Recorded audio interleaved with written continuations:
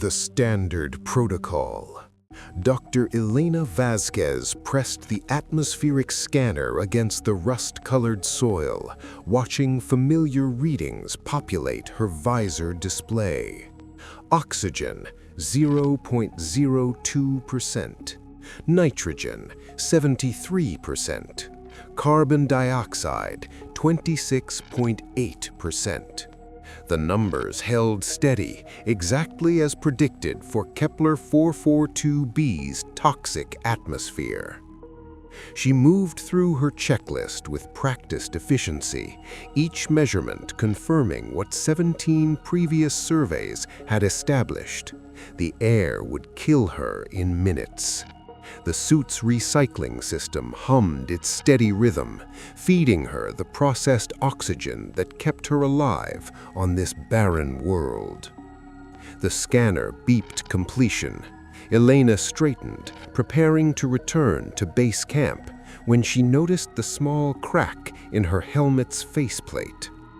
A hairline fracture running from her left temple to the seal junction.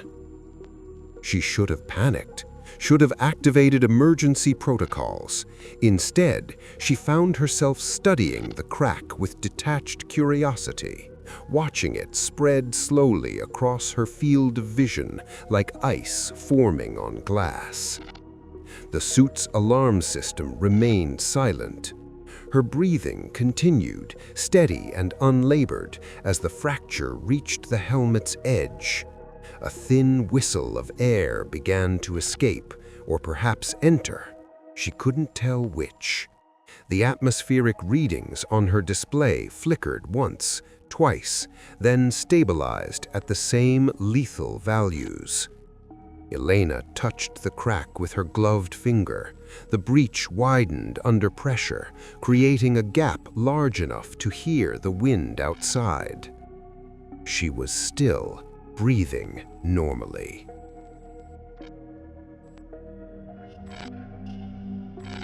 Breach of safety. The crack spreads across Elena's visor like a spider web, each fracture releasing a soft hiss that should terrify her.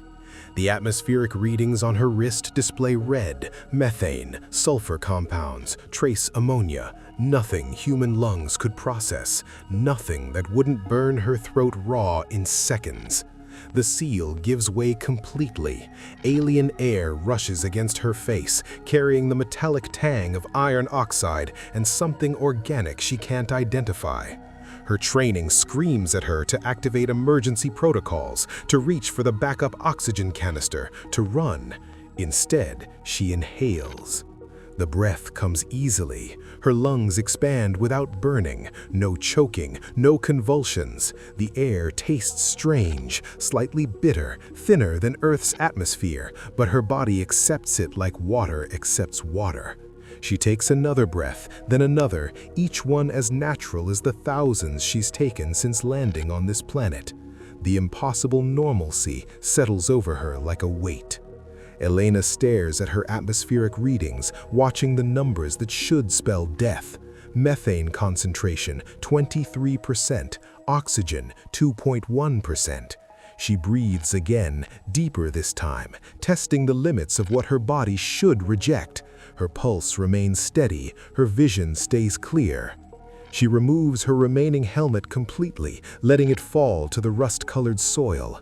The alien wind moves through her hair, carrying scents of copper and ozone. Her lungs work perfectly, processing an atmosphere that exists in direct violation of everything she knows about human biology. The wrongness of her own survival begins to calcify into something much worse than fear.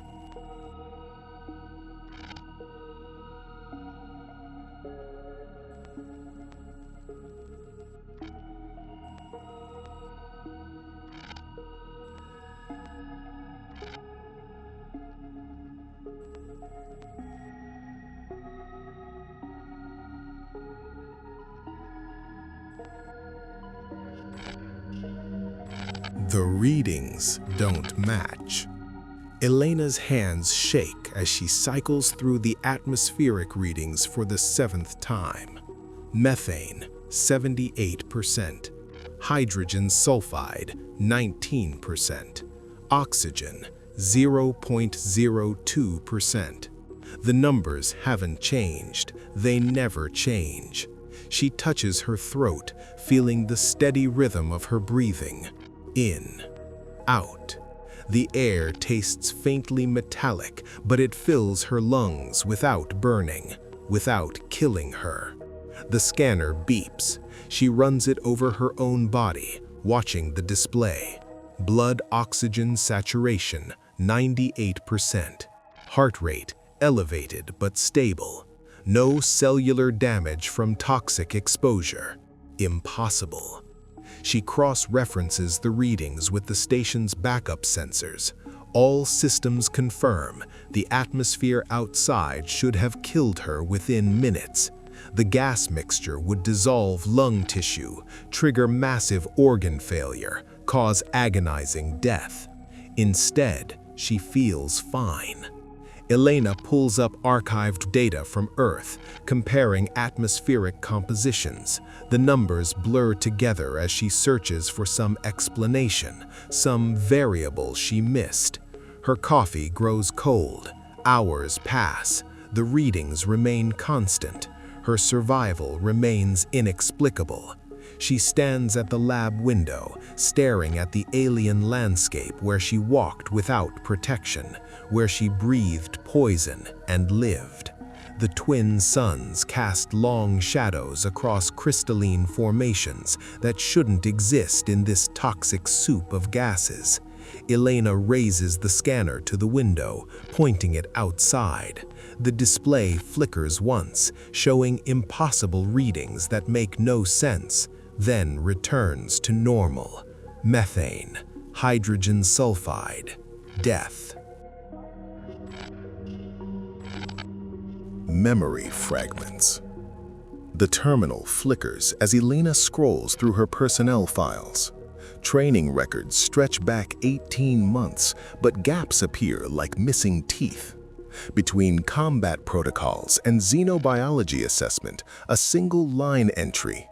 Atmospheric conditioning, level 7 clearance required. She has no memory of level 7 clearance. Her fingers hover over the keyboard.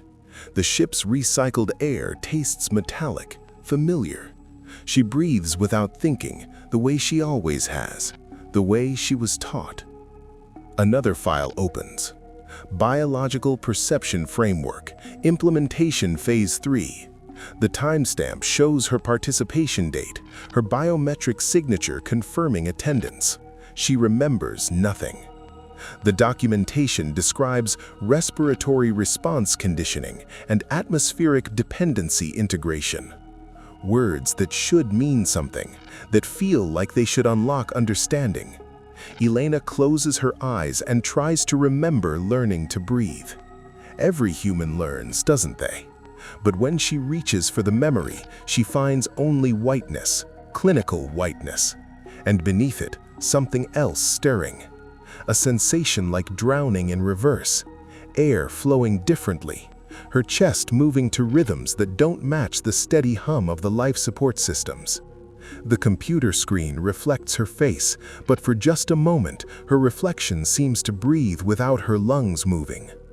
The atmospheric readings show normal oxygen levels, the same readings that have always meant safety. Always. The word loses meaning as she stares at it. Her reflection breathes again independently, and Elena realizes she can't remember the first breath she ever took.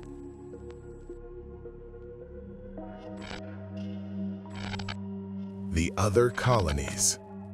Elena's hands shake as she scrolls through the classified database. Mission after mission, stretching back 30 years. The same impossible pattern repeated across 17 different worlds.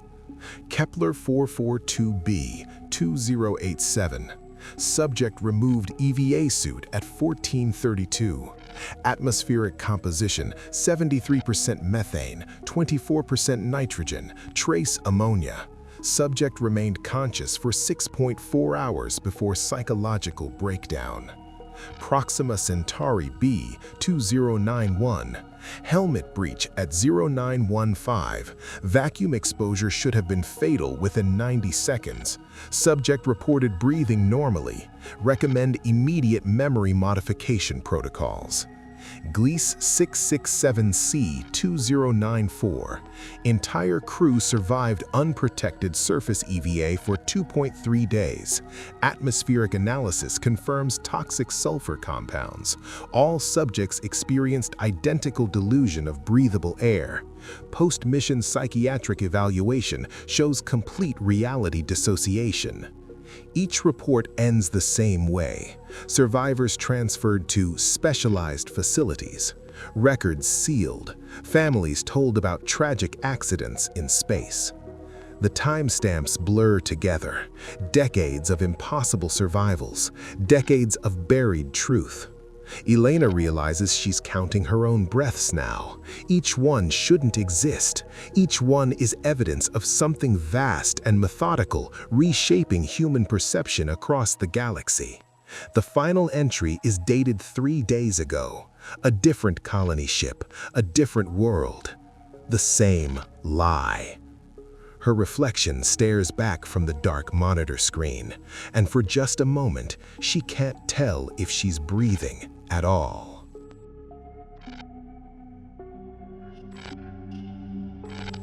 Biological override. Elena's chest rises and falls with each breath of the alien atmosphere, her body processing gases that should have killed her within seconds. The helmet lies discarded at her feet, its warning lights still flashing emergency red against the copper soil. Her fingers press against her throat, feeling the steady pulse beneath skin that should be blue and swollen. The sensation arrives gradually, a warmth spreading through her lungs as if dormant tissue is awakening after decades of artificial sleep. Her breathing deepens without effort, drawing in the planet's nitrogen-heavy mixture with an efficiency that makes her old oxygen dependency seem like breathing through a straw. Data streams across her suit's wrist display. Atmospheric composition: 78% nitrogen, 15% carbon dioxide, 7% trace gases, 0 oxygen. The numbers haven't changed, but her body processes them as easily as Earth's atmosphere ever was. She remembers the corporate medical briefings, the mandatory respiratory supplements, the constant monitoring of oxygen levels in every habitat, all of it designed to keep humans tethered to Earth-based life support. Her genetic markers were there all along, sleeping in sequences labeled as junk DNA. The modifications weren't alien technology or evolutionary adaptation. They were retrieval protocols, buried in human genetics and activated by atmospheric triggers that corporate science claimed would be lethal. Elena looks up at the foreign sky, breathing freely for the first time in her life, and realizes she was never meant to need Earth at all.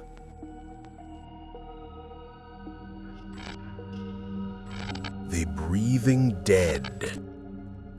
Elena's transmission reaches Earth in 18 minutes. The response arrives in 4. Dr. Vasquez, please confirm your current atmospheric readings and biological status. The voice belongs to Director Edwards, but there's no surprise in it, no urgency, just the flat tone of someone checking boxes on a familiar protocol.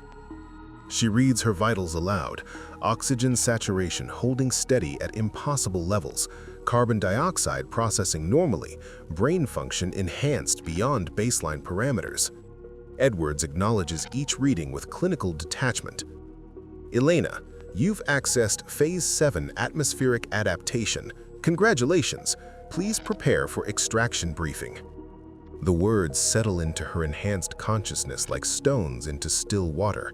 Phase 7. Not discovery, progression. Not accident, achievement. How long have you known? She asks. The Oxygen Dependency Program has been operational for 73 years, population management through controlled limitation. You've now exceeded those parameters. Elena watches her reflection in the helmet's faceplate. Her pupils have dilated permanently, adapting to process atmospheric data that doesn't exist in Earth's filtered reality. Her colleagues back home breathe through machines that tell their brains they're getting oxygen while feeding them something else entirely, something that keeps them functional but contained. She tries to imagine returning to that confined existence, breathing through filters that would now feel like drowning. The thought triggers a panic response that no longer manifests as breathlessness. She cannot unknow this. She cannot return. She is alone in a universe where breath itself is manufactured consent.